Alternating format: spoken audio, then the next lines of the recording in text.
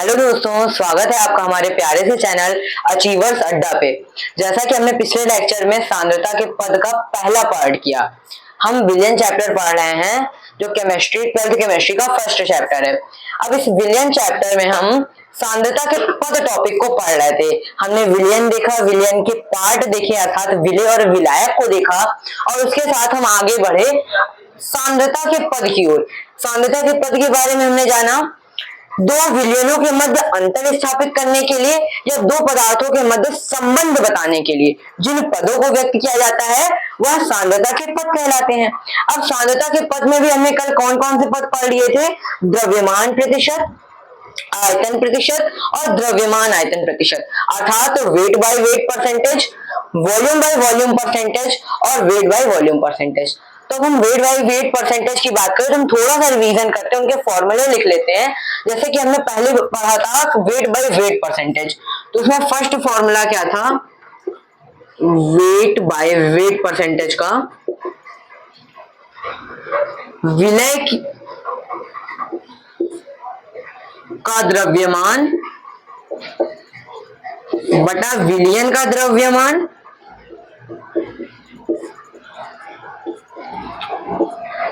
Into 100, यही था। Second formula हमने सेकंड पद क्या पढ़ा था? वॉल्यूम बाय वॉल्यूम, अर्थात आयतन प्रतिशत। तो इसका फॉर्मूला क्या था? विलय का आयतन बटा विलियन का कुल आयतन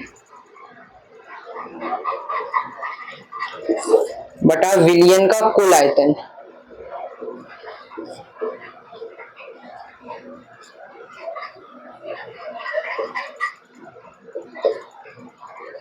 इंटू 100।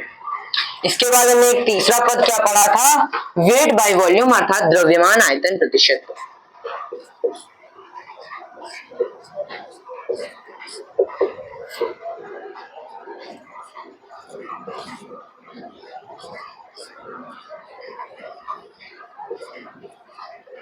विलय का द्रव्यमान बटा विलियन का कुल आयतन, अर्थात इसका मतलब क्या हुआ कि विलियन के कितने एमएल विलियन में कितने ग्राम विलय प्रेजेंट है, कितने ग्राम विलय उपस्थित है। कुल विलियन का मतलब कितने एमएल विलियन में, ऐसा नहीं 100 एमएल विलियन में कितना ग्राम विलय उपस्थित है। इसका मतलब क्या है? 100 एमएल विलियन में कितने ग्राम विलय उपस्थित है। ओके, फॉर्मूला क्या था? विलय का द्रव्यमान बटा विलियन का आयतन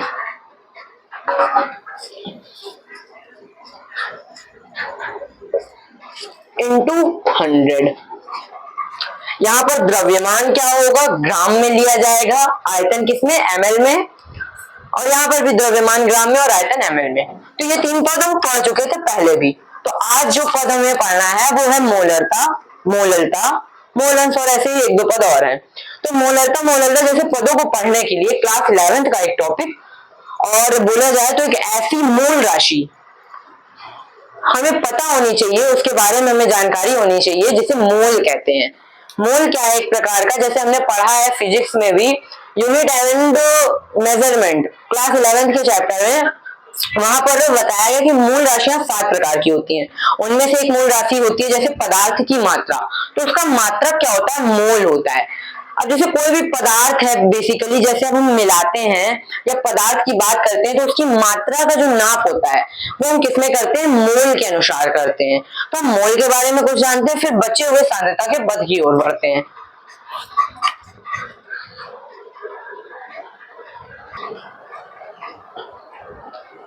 मोल क्या चीज होती है?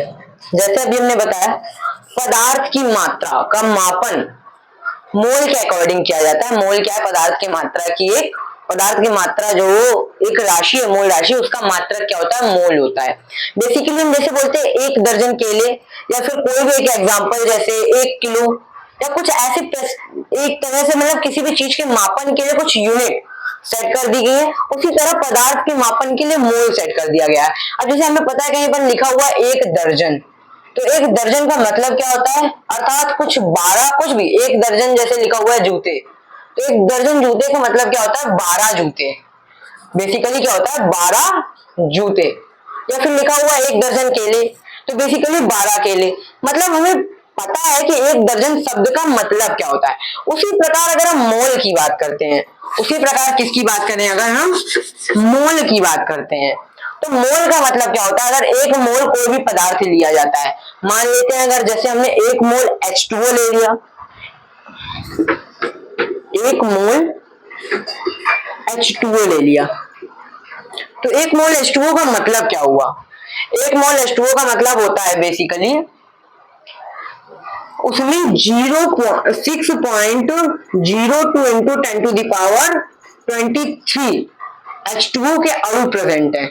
जैसे 1 दर्जन केले लिया तो उसमें 12 केले होते हैं, उसी प्रकार 1 मोल H2O का मतलब क्या होता है, 6.02 इंटू 10⁻23 H2O के अणु उपस्थित हैं 1 मोल H2O में।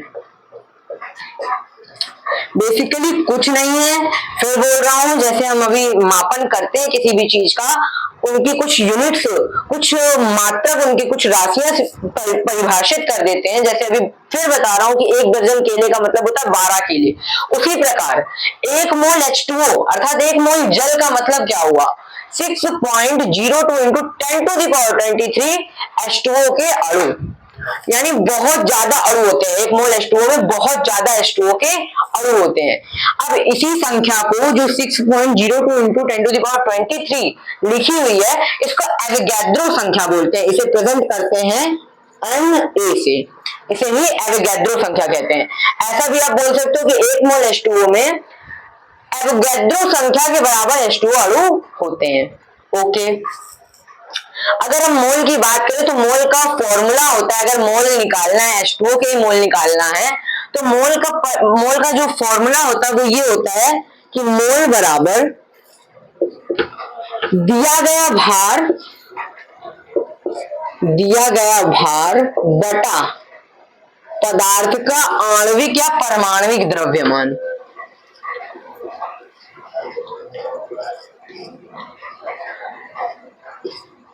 या फिर परमाणविक द्रव्यमान।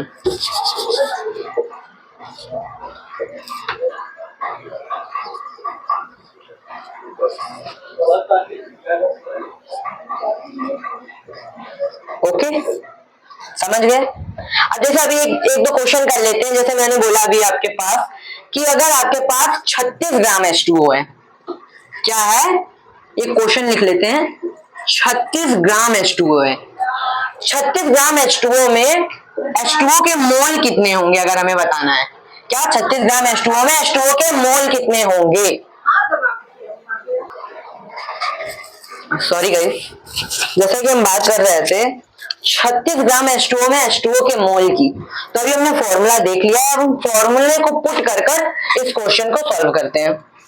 जैसा हमने जाना कि मोल का फॉर्मूला क्या होता है, दिया गया भार बटा आणविक द्रव्यमान। आणविक या परमाणुविक द्रव्यमान का मतलब शायद सभी को पता होगा, बेसिकली उसमें उपस्थित, उस यौगिक या अणु में उपस्थित सभी परमाणुओं के परमाणुविक द्रव्यमान का योग ही क्या कहलाता है, आणविक द्रव्यमान कहलाता है। अब जैसे यहाँ अणु दिया है तो इसका आणविक द्रव्यमान होगा। अगर यहाँ पर क्या होता, ऑक्सीजन होता, 32 ग्राम ऑक्सीजन, 36 ग्राम ऑक्सीजन, तो बेसिकली ऑक्सीजन क्या है, परमाणु है, तो वहां परमाणविक द्रव्यमान लिखते। अगर यहाँ पर क्या दिया गया है, अणु दिया है, तो हम आणविक द्रव्यमान लिखेंगे। फिर बता देता हूँ आणविक द्रव्यमान क्या होता है, उस अणु में उपस्थित परमाणुओं के द्रव्यमानों का योग। तो इस क्वेश्चन को सॉल्व करते हैं वीडियो पॉज करके। तो सॉल्व कर लिया होगा आपने वीडियो पॉज करके अब तक, तो सॉल्व करते हैं, सॉल्यूशन लिखते हैं, हल। जैसा कि हमने बात करी 36 ग्राम H2O, तो इसमें मोल कितने होंगे, मोल का फॉर्मूला होता है दिया गया भार कितना दिया है 36 ग्राम बटा आणविक द्रव्यमान। आणविक द्रव्यमान कितना होगा देख लेते हैं। H2O, दो मतलब H2O का मतलब क्या हुआ, दो मोल H2O के हैं और 1 मोल ऑक्सीजन प्रेजेंट है। एक हाइड्रोजन परमाणु का द्रव्यमान कितना होता है 1, प्लस ऑक्सीजन का द्रव्यमान कितना होता है 16 2 18 हो जाएगा, 18 ग्राम।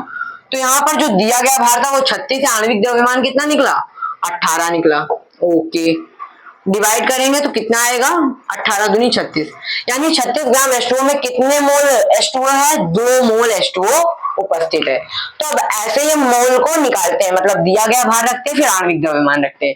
तो ठीक है, मोल हम निकालना समझ चुके हैं, मोल के फॉर्मूले हम जान चुके हैं। अब हम आ जाते हैं किस पर, अब हम आते हैं सांद्रता के पद, आगे कंटिन्यू करते हैं।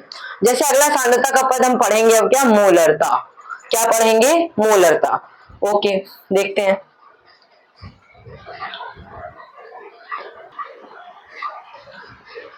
आ जाते हैं मोलरता टॉपिक पे। मोलरता बेसिकली होता क्या है? मोलरता जो सांद्रता का पद है हमें ये बताता है कि विलियन में, जैसे अभी तक हम कितने विलियन की बात कर रहे थे, विलियन की एक छोटी सी मात्रा, कितनी मात्रा, 100 ग्राम, 100 ml, ऐसी मात्राओं पर विलियन की चर्चा कर रहे थे। बट मोलरता जैसे पद में हम क्या करते हैं, विलियन की बहुत अधिक मात्रा, जैसे आप 1 लीटर, एकांक लीटर बोल सकते हो आप, 1 लीटर मात्रा का यूज करेंगे, 1 लीटर मात्रा पर गणनाएं करेंगे, चर्चा करेंगे। ठीक है, मोलरता टर्म की परिभाषा लिख लेते हैं, उसके बाद समझाते हैं मोलरता क्या होती है। डिफिनेशन लिखते हैं, विलियन के एकांक आयतन में, विलियन के एकांक आयतन में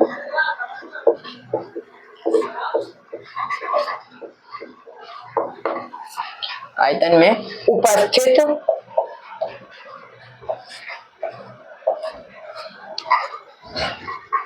विलयन के एकांक आयतन में उपस्थित विलेय के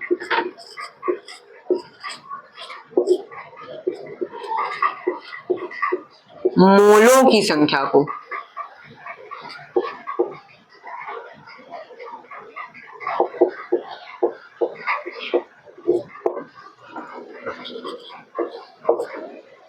विलियन की मोलरता कहते हैं, संख्या को विलियन की मोलरता कहते हैं।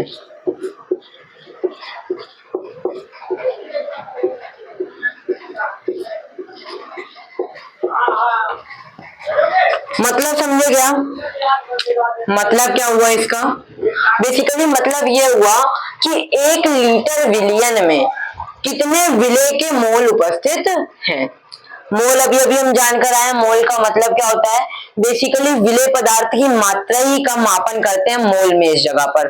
ओके, तो हम यहाँ पर बात कर रहे हैं कि 1 लीटर विलियन में विलेय के कितने मोल उपस्थित हैं। अगर हमें ये गणना करनी हो तो हम किसकी सहायता लेते हैं, मोलरता की सहायता लेते हैं।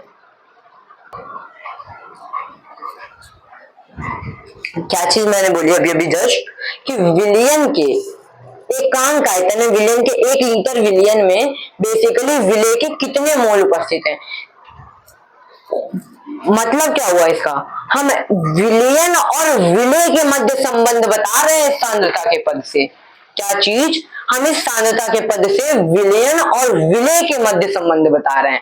हम ये बोल रहे हैं कि 1 लीटर विलियन में कितने विलेय के मोल हैं, ये कौन बताएगा, ये मोलरता बताएगी। डिफिनेशन क्या बोल रही है वो भी देख लेते हैं, कि विलियन के एकांक आयतन में उपस्थित विलेय के मोलों की संख्या को विलियन की मोलरता कहते हैं।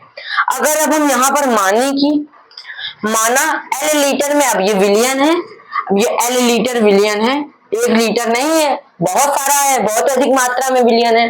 तो माना ये विलियन कितना है, एल लीटर है, एल लीटर है, इसमें विलेय कितना उपस्थित है वो हमें पता नहीं है, जैसे मान लेते हैं हम, कितना मान लेते हैं, कुछ भी मान लेते हैं, इसमें कुछ विलेय उपस्थित है, इसमें क्या है, कुछ मात्रा में विलेय प्रेजेंट है, ऐसा मान लेते हैं। तब हम देखते हैं क्या, कि एल लीटर विलियन में, एल लीटर विलियन में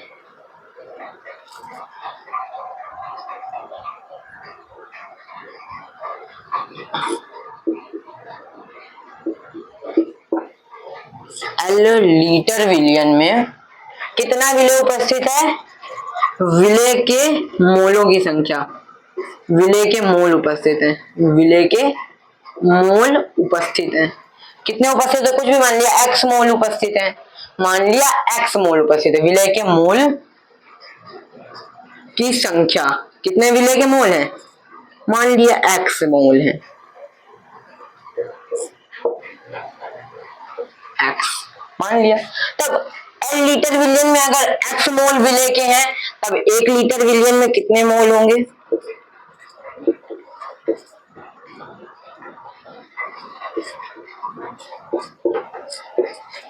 कितने विलेय के मोल होंगे? विलेय के मोल होंगे यहां पर, विलेय के मोल बटा विलियन का आयतन, विलियन का आयतन। मोल कितना है x और आयतन कितना है L। ठीक है, आयतन कितने लेना है हमें? सदैव लीटर में लेना है। अब 1 लीटर विलियन में जितने विलेय के मोल होते हैं, 1 लीटर आयतन में विलियन के जितने विलेय के जितने मोल उपस्थित होते हैं उसे हम क्या कहते हैं? मोलरता कहते हैं। अभी अभी जस्ट पढ़ा। तो फॉर्मूला यहां से क्या बनेगा? मोलरता बराबर, मोलरता को प्रेजेंट करते हैं m से। मोलरता को किससे प्रेजेंट करते हैं? m से जस्ट। तो मोलरता बराबर कैपिटल M से प्रेजेंट करते हैं विलेय के मोल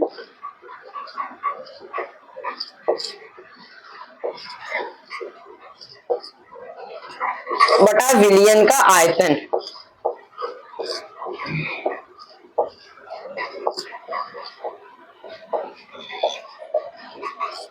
आयतन किसमें होगा? लीटर में होना चाहिए। ओके, अब इसके बाद दूसरा फॉर्मूला क्या देखते हैं। अगर मान लिया हमने दूसरा केस क्या देख लेते हैं, अगर विलियन लीटर में नहीं दिया, 1 लीटर विलियन नहीं है भाई, मान लिया हमने आधे लीटर विलियन, आधे लीटर विलियन है, उसका मतलब क्या? 500 ml विलियन है। तब हम कैसे मोलरता उसकी निकालेंगे उस विलियन की? तब हम क्या करते हैं, तब उसके लिए हम क्या करते हैं, अब मिलीलीटर को, 500 मिलीलीटर को लीटर में कन्वर्ट कर देंगे। जैसे हमें पता है 1 लीटर में कितने, 1000 ml होते हैं। तब हमें ml पता है, तो ml को लीटर में कन्वर्ट करने के लिए हम क्या करेंगे, 1000 का भाग दे देंगे 1 में। तो 1 ml बराबर क्या निकल कर आएगा? 1 लीटर बराबर अगर 1000 ml है तो 1 ml बराबर कितना आएगा? 1 बटा 1000 लीटर, यही तो आएगा, 1 बटा 1000 लीटर। अब हम क्या करेंगे, 1 ml की जगह पर, यहाँ पर अगर आयतन ml में दिया तो उसको लीटर में कन्वर्ट करने के लिए क्या करेंगे, 1000 का भाग कर देंगे। देखते हैं करके। अगर यहाँ पर 1000 डिवाइड में आता है, देख लेते हैं, लिखी के देख लेते हैं। विलेय के मोल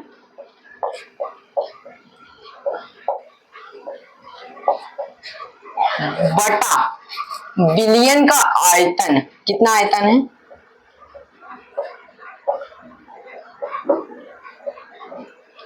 ml में है। किसमें है? ml में, ml में। तब इसको लीटर में कन्वर्ट करने के लिए क्या करेंगे, इसमें 1000 का भाग देंगे। अब जो ये 1000 नीचे आएगा, अब ये 1000 ऊपर गुणे में नहीं चला जाएगा। अगर नीचे है गुणे में है, भाग में है, तो ऊपर जाएगा तो किसमें? गुणे में हो जाएगा, मल्टीप्लाई में हो जाएगा। बेसिकली नीचे अगर डिवाइड में तो ऊपर जाकर मल्टीप्लाई में हो जाएगा। तो कर लेते हैं, अगर यहाँ 1000 नीचे आ रहा है तो 1000 ऊपर चला जाएगा, तो ऊपर हो जाएगा इनटू में। ओके, अगर विलियन का आयतन लीटर में दिया होगा तो मोलरता निकालने के लिए हम इस फॉर्मूले का यूज करेंगे बेसिकली। अगर कहीं मिलीलीटर में दिया हुआ है आयतन तब हम ये फॉर्मूला यूज करेंगे। ओके, समझ गए होगे आप? एक बारी फटाक से रिवीजन कर लेते हैं इसका। विलियन के एकांक आयतन में क्या बोल रहा है, विलियन के एकांक आयतन में उपस्थित विलेय के मोलों की संख्या को विलियन की मोलरता कहते हैं। कि 1 लीटर विलियन में कितने मोल उपस्थित है, अगर हमें ये निकालना हो तब हम मोलरता जैसे पद की सहायता लेते हैं। मोलरता का फॉर्मूला क्या होता है, अगर विलियन लीटर में दिया गया हो, विलेय के मोल बटा विलियन का आयतन इंटू 1 लीटर। ठीक है, अगर कहीं आपको दिया गया हो क्या, ml में आयतन दिया गया हो विलियन का, तब आप क्या करोगे, मोलरता इज इक्वल टू क्या होगा, विलेय के मोल बटा विलियन का आयतन। ml में है तो ऊपर क्या हो जाएगा, इनटू में 1000 आ जाएगा। ओके, क्यों आया है? बेसिकली हम जान चुके हैं मिलीलीटर को लीटर में कन्वर्ट करने के लिए आया है ये 1000।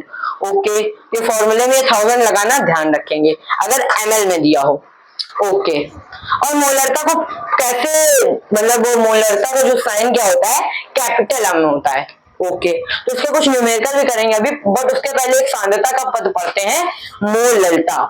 यहाँ पर बेसिकली हमने क्या विलियन और विलेय में संबंध देखा, मोलरता जैसे सांद्रता के पद में हम विलेय और विलायक में संबंध देखेंगे। ओके, देखते हैं।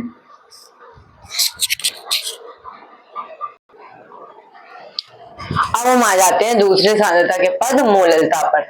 मोलरता के बारे में हम क्या जानते हैं? अभी अभी हमने जैसे बोला कि मोलरता हमें विलायक और विलेय के मध्य संबंध बताता है, विलायक और विलेय के मध्य संबंध बताता है। ये कहता है भाई कि 1 केजी द्रव्यमान में विलेय के कितने, 1 केजी विलायक में विलेय के कितने मोल उपस्थित है। विलयन की बात यहाँ नहीं हो रही है, यहाँ पर बात किसकी हो रही है, विलायक की बात हो रही है। ये बेसिकली हमें यही बताता है, चीख चीख के बताता है कि 1 केजी विलायक में कितने विलेय को मिलाया गया है। अब जब 1 केजी विलायक में कितने मोल विलेय मिलाया गया हमें पता चल गया, तो जब ये दोनों मिलेंगे तब जाकर विलयन बनेगा। यहाँ पर विलयन की बात ही नहीं हो रही है, बातिश नहीं हो रही है, यहाँ पर केवल विलायक और विलेय की बात हो रही है।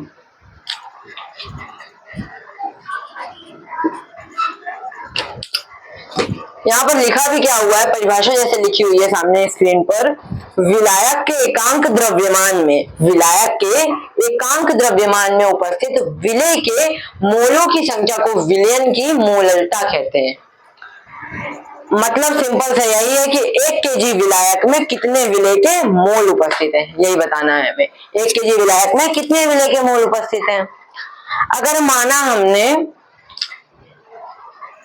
कि जैसे ये होता नहीं है कि 5 पेन की कीमत 25 रुपए है, 5 पेन की कीमत 25 रुपए है, तो 1 पेन की कीमत क्या होगी, 25/5 अर्थात 5 रुपए होगी ना। अगर फिर से क्वेश्चन सुनो, 5 पेन की कीमत 25 रुपए है, तो 1 पेन की कीमत क्या होगी, 25/5 अर्थात 5 रुपए। उसी प्रकार से अगर विलायक में बहुत द्रव्यमान है, मान लो कई केजी द्रव्यमान है, तब 1 केजी विलायक में कितने मोल विलेय उपस्थित है, ये क्या बताता है, मोलरता बताता है। मोलरता जैसे मान लिया हमने n केजी विलायक में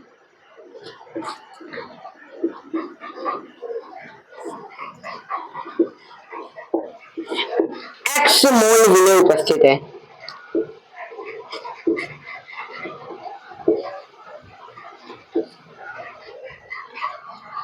तब 1 केजी विलायक में x/n मोल विलेय होगा, x/n मोल विलेय होगा ना। x क्या है, विलेय के मोल, x क्या है, विलेय के मोल, n क्या है, विलायक का कुल द्रव्यमान। ठीक है, x क्या है, विलेय के मोल, और n क्या है, विलायक का कुल द्रव्यमान। तो इसको हम ऐसा लिख सकते हैं, विलेय के मोलों की संख्या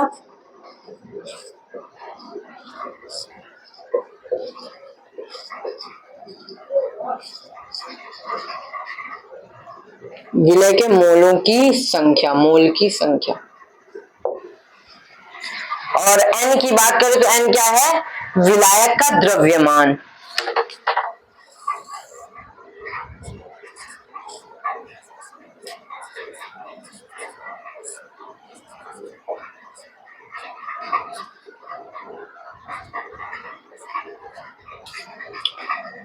इनटू केजी में, किस चीज में, केजी में द्रव्यमान लेना है। अगर हम बात करें 1 केजी, ये लिखा क्या है, इसका मतलब क्या है, ये अगर लाइन देखिए, ये वाली लाइन ये बोल रही है कि 1 केजी विलायक में x/n मोल विलेय उपस्थित है। और अभी अभी तक तो हम यही चीख चीख कह रहे थे ना कि 1 केजी विलायक में कितने मोल उपस्थित है, ये कौन बताता है, मोलरता बताता है। तो बेसिकली ये निकल कर क्या आया है, मोलरता का मान निकल कर आया। मोलरता को स्मॉल m से प्रेजेंट करते हैं, तो मोलरता बराबर क्या निकल कर आया, विलेय के मोल बटा विलायक का द्रव्यमान। ठीक है। अगर मान लीजिए विलायक का द्रव्यमान केजी की जगह ग्राम में हो, किलोग्राम की जगह पर ग्राम में हो, तब हम क्या करेंगे, तो फिर हम उसके लिए 1000 का गुणा कर देते हैं ऊपर। उसके लिए भी फॉर्मूला लिख लेते हैं, small m is equal to, अगर विलायक का द्रव्यमान केजी की जगह ग्राम में हो तब विलेय के मोल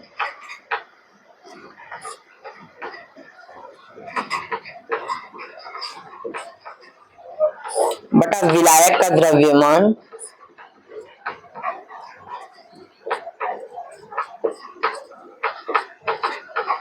इनटू ग्राम में, किसमें, ग्राम में। यहाँ पर क्या आ जाएगा, 1000 क्यों गुणा किया गया है, कोई बता सकता है, सोचे। 1000 का गुणा ग्राम को केजी में कन्वर्ट करने के लिए किया। 1 ग्राम इक्वल टू क्या होता है, 1/1000 केजी। यहाँ पर फिट करेंगे, ये 1000 ऊपर चला जाएगा, तो बेसिकली ये वही बना है। ठीक है। अगर द्रव्यमान, विलायक का द्रव्यमान केजी में दिया गया है तो ये फॉर्मूला यूज करेंगे, और अगर ग्राम में दिया गया है तो ये फॉर्मूला यूज करेंगे। एक बार क्विक रिवीजन करते हैं। ठीक, बात हमने करी मोललता की, तो मोललता अभी अभी हमने जाना जस्ट क्या होता है, विलायक के 1 केजी द्रव्यमान में कितने मोल विलेय उपस्थित है, ये कौन बताता है, मोललता बताता है। ये कहता है कि विलायक के एकांक द्रव्यमान में उपस्थित विलेय के मोलों की संख्या को विलयन की मोललता कहते हैं। विलायक के एकांक द्रव्यमान में उपस्थित विलेय के मोलों की संख्या को विलयन की मोललता कहते हैं। अगर विलायक का द्रव्यमान केजी में दिया गया तो फॉर्मूला क्या यूज करते हैं हम, विलेय के मोल बटा विलायक का द्रव्यमान इनटू केजी में, किसमें, केजी में। और अगर कहीं पर विलायक का द्रव्यमान किसमें दिया हुआ हो, ग्राम में, तब हम क्या करते हैं, यूज विलेय के मोल बटा विलायक का द्रव्यमान ग्राम में इनटू में 1000 मल्टीप्लाइड बाय 1000 कर देते हैं, ग्राम को केजी में कन्वर्ट करने के लिए। और अगर मोललता की बात करें तो इसको प्रेजेंट करते हैं स्मॉल m से। ओके, तब हम आ जाते हैं नॉर्मलता जैसे सांद्रता के पद पर। ये बहुत ही अच्छे से समझा हमने, अगर नहीं समझ में आया तो एक बार डिफिनेशन पढ़ें, ध्यान से सुने, बहुत ही बेहतरीन तरीके से समझाया गया है यार। मोललता और मोलरता जैसे ऐसे सांद्रता के पद हैं जो 12th एग्जाम में आ जाते हैं, पूछ लिए जाते हैं, इन पे न्यूमेरिकल 4 नंबर के न्यूमेरिकल आराम से पूछे जा सकते हैं। ओके, तो अब हम देख लेते हैं इसके बाद हम देखते हैं मोल अंश। मोल अंश या मोल भिन्न जिसे कहते हैं, वो क्या होता है।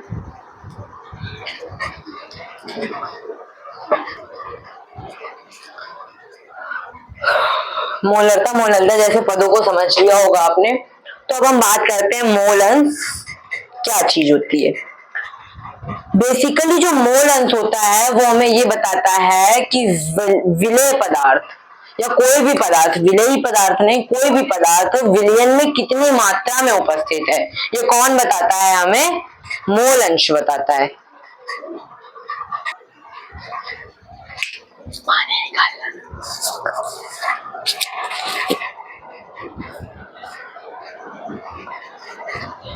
हम बात कर रहे थे कि मोल अंश क्या होता है। मोल अंश एक ऐसा सांद्रता का पद है जो हमें ये बताता है कि कोई भी पदार्थ विलयन में उपस्थित है, अगर ए और बी उपस्थित है, मैं मान लेता हूँ सी भी कोई पदार्थ उपस्थित है, 3 पदार्थों से त्रिअंगी विलयन है, पढ़ चुके हैं ना, 3 पदार्थों से मिलकर बने विलयन को त्रिअंगी विलयन कहते हैं। तो यहाँ पर एक कोई पदार्थ मैंने मान लिया सी भी प्रेजेंट है, क्या कर लिया मैंने, मान लिया सी भी कोई पदार्थ तीसरा प्रेजेंट है, यानी 3 पदार्थ उपस्थित है। अभी तक हमने क्या पढ़ा, द्रव्यमान प्रतिशत, आयतन प्रतिशत, द्रव्यमान आयतन प्रतिशत, मोलरता मोलरता, ये क्या कर रहे थे, बेसिकली विलय को फोकस कर रहे थे, विलय और विलयन में संबंध बता रहे थे। बट एक ऐसा सांद्रता का पद मिला हमें जो किसी भी पदार्थ का विलयन के साथ संबंध बता रहा है, अगर चाहे वो पदार्थ ए हो, चाहे वो पदार्थ बी हो, या फिर चाहे वो पदार्थ सी हो, ये किसी भी पदार्थ का विलयन के साथ संबंध बता रहा है। यानी ये बहुत बढ़िया यार सांद्रता का पद है। तभी तो भाई यार, अगर जो चीज जितनी ज्यादा यूजफुल है वो उतनी अच्छी होगी ना। तो यार ये अगर तीनों के बारे में पदार्थ या विलयन में कितने भी पदार्थ उपस्थित है वो सभी के बारे में ये अगर ये बता रहा है, उनके बारे में रिलेशन दे रहा है हमें, उसके बारे में हमें नॉलेज करा रहा है, तो यार बहुत ही अच्छा होगा। मोलंश बेसिकली हमें ये बताता है, मोलंश हमें ये बताता है कि कोई भी पदार्थ विलयन में कितनी मात्रा में उपस्थित है। कोई भी पदार्थ विलयन में कितनी मात्रा में उपस्थित है। बेसिकली बात करते हैं इसकी परिभाषा क्या होती है। इसकी परिभाषा होती है, सिंपल सी परिभाषा है कि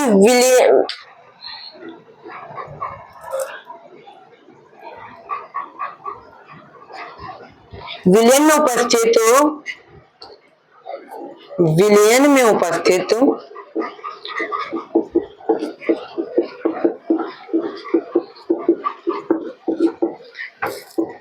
किसी भी पदार्थ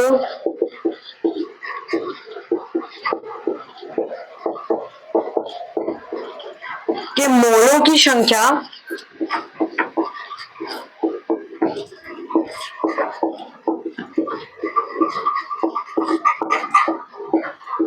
तथा विलयन के कुल मोलों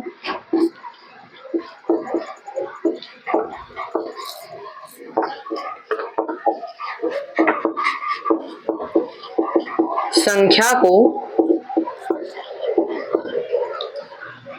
उस पदार्थ की, किस पदार्थ की, उस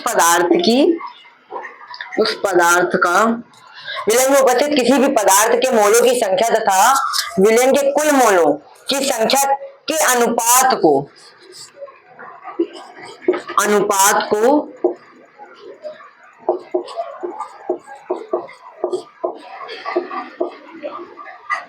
उस पदार्थ का मोलंश कहते हैं।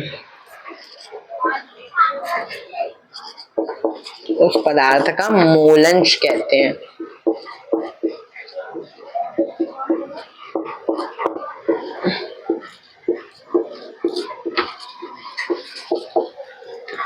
सिंपल से ही परिभाषा से ये फॉर्मूले का जन्म हो रहा है। यहाँ पर अगर आप देख सकते हो, विलयन में उपस्थित किसी भी पदार्थ, चाहे वो ए हो, चाहे बी हो, चाहे सी हो, किसी भी पदार्थ के मोलों की संख्या तथा विलयन के कुल मोलों की संख्या के अनुपात को विलयन का उस पदार्थ का मोलंश कहते हैं। मोलंश बेसिकली मोलंश को मोल भिन्न व मोल प्रभाज कहते हैं। पेपर में मतलब कंफ्यूज करने के लिए मोलंश की जगह आपको मोल भिन्न भी पूछ सकता है, मोल प्रभाज भी पूछ सकता है।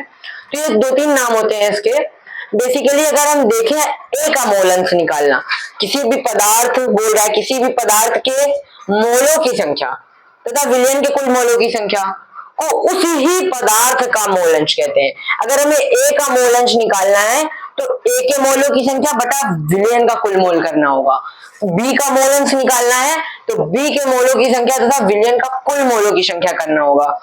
अगर सी का मोलंश निकालना है तो सी के मोलों की संख्या बटा विलयन के कुल मोलों की संख्या, ये करना होगा। तो इस प्रकार से ए का भी मोलंश निकलेगा, बी का भी निकलेगा, सी का भी निकलेगा।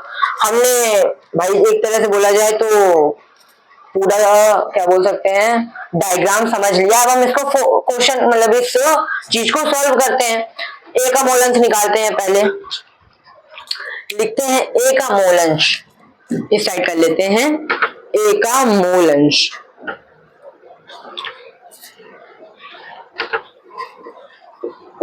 क्या होगा बता सकते हो आप? यहाँ पर ए पदार्थ विलयन में है जिसका मोलंश क्या है, Na है। यहाँ पर बी पदार्थ विलयन में है जिसका मोलंश क्या है, Nb है। यहाँ पर सी पदार्थ विलयन में है जिसका मोलंश क्या है, Nc है। ओके, तब हम अगर ए के मोलंश की बात करते हैं तब वो क्या होगा, ए का मोल कितना है, Na बटा विलयन का कुल मोल। विलयन का कुल मोल क्या है, Na plus Nb plus Nc। कोई दिक्कत तो नहीं। विलयन के कुल मोल, विलयन में कौन कौन से पदार्थ है, A B C, तो कुल मोल क्या होगा, Na plus Nb plus Nc। लिख लेते हैं बटा Na plus Nb plus Nc होगा। अगर हम वहीं पर ये A का मोलंश निकल आया, अब अगर हम B का मोलंश निकालना चाहें तो वो क्या होगा, लिख लेते हैं वो भी। B का मोलंश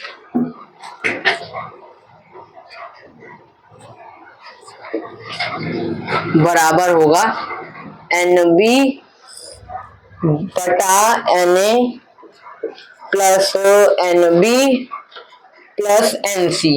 ओके, अब अगर हम C का मोल अंश निकालना चाहें तो वो क्या होगा, वो भी देख लेते हैं।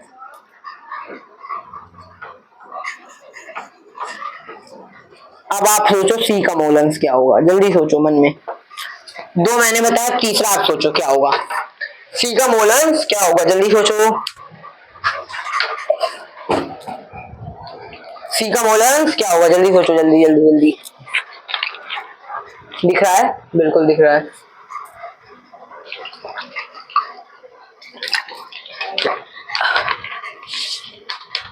तो सोच लिया होगा। C का मोल अंश होता है यहाँ पर बेसिकली C के मोल कितने हैं, NC बटा विलेन का कुल मोल Na plus NB plus NC होगा। ओके, तो इस प्रकार हमने A के मोल, B के मोल और C के तीनों के मोल निकाल लिए। अब हम बात कर लेते हैं विलेन का कुल मोल कितना होगा। अगर हम देखें उस प्रकार भी देख सकते हैं कि हम मोलंश विलेन का कुल मोलंश क्या होगा ये निकालना चाह रहे हैं। तो मोलंश हम वैसे भी जानते हैं, मोलंश का मतलब क्या होता है, विलेय के मोल। यहाँ पे फॉर्मूला लिख लेते हैं, एक बड़ी स्पेसिफिक फॉर्मूला लिख लेते हैं। कहाँ लिखूं, जगह बनाता हूँ, यहाँ लिख लेता हूँ, देखता हूँ दिख रहा है कि नहीं दिख रहा है। देखो यहाँ पर लिखते हैं फटाक से। यहाँ पर जैसे लिखते हैं क्या होगा, मोलंश बराबर क्या होता है, मोलंश बराबर विलेय के मोल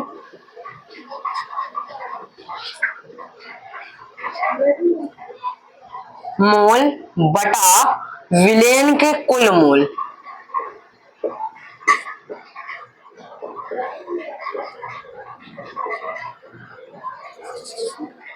कुल मोल, ओके।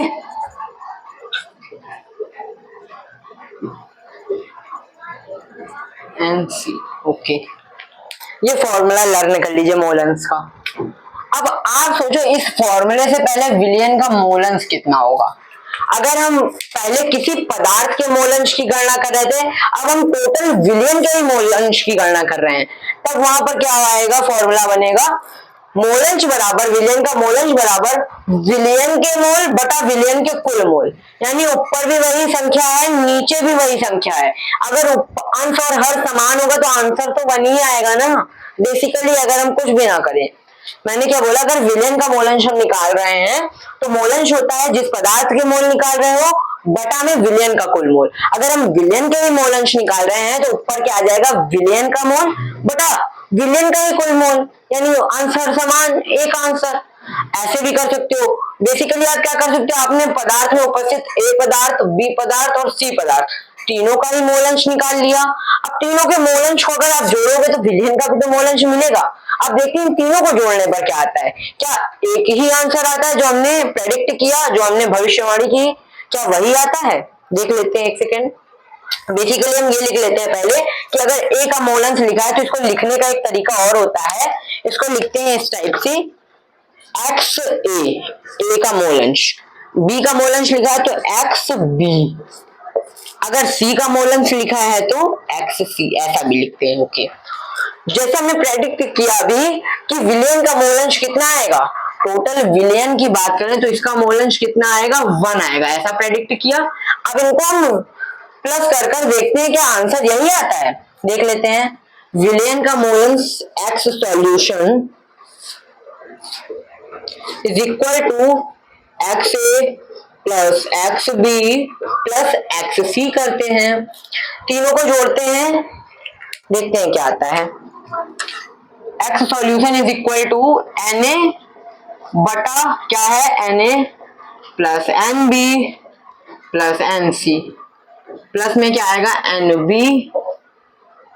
बटा में Na प्लस NB प्लस में NC, प्लस में क्या आएगा, NC बटा में Na plus NB plus NC। अब देखो तीनों का हर क्या है, समान है, नीचे क्या आ जाएगा, सेम चीज आ जाएगी। एलसीएम लेते हैं, Na plus NB plus NC, ऊपर क्या आएगा, Na plus NB plus NC।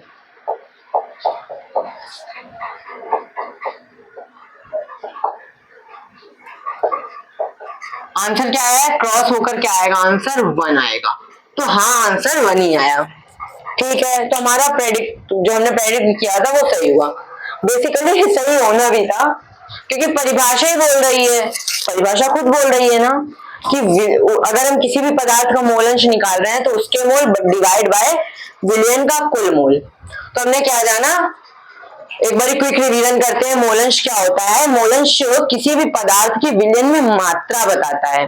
ठीक है, विलयन के मोल अंश की बात करते हैं हम, तो मोल अंश क्या होता है, किसी विलयन में उपस्थित किसी भी पदार्थ का मोल अंश, उस किसी भी पदार्थ का मोल अंश उस पदार्थ के मोलों की संख्या तथा विलयन के कुल मोलों की संख्या के अनुपात के बराबर होता है।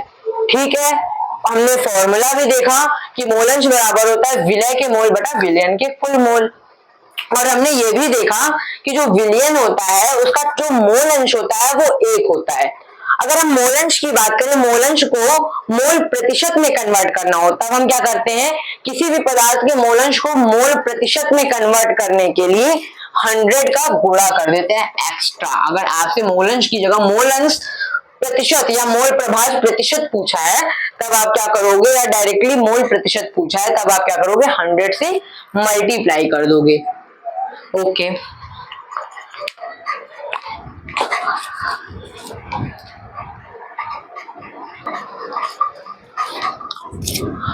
तो फिर लेक्चर को आज हम यहीं खत्म करते हैं, क्योंकि लेक्चर बड़ा हो चुका है।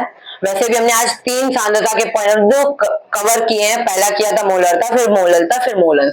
एक बार फॉर्मूलों का क्विक रिवीजन करते हैं। मोलरता का फॉर्मूला हमने जाना, विलय के मोल बटा विलयन का कुल मोल, विलय का मोल बटा विलयन का कुल मोल, और अगर आयतन लीटर में है,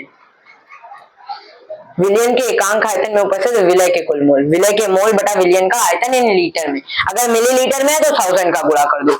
अगर हम बात कर रहे हैं विलयन की मोललता की, तो वो क्या होता है, एकांक द्रव्यमान में विलायक के एकांक द्रव्यमान में उपस्थित विलय के मोल। मोललता की बात करें तो मोललता का फॉर्मूला होता है बेसिकली विलय के मोल बटा विलायक का द्रव्यमान। अगर द्रव्यमान ग्राम में है तो 1000 का गुणा कर देना है, नहीं है केजी में तो ठीक है, कोई बात नहीं। मोलंश की बात करें तो मोलंश देख चुके हैं, किसी भी पदार्थ का मोलंश निकालना है तो उस पदार्थ के मोल बटा विलयन का कुल मोल।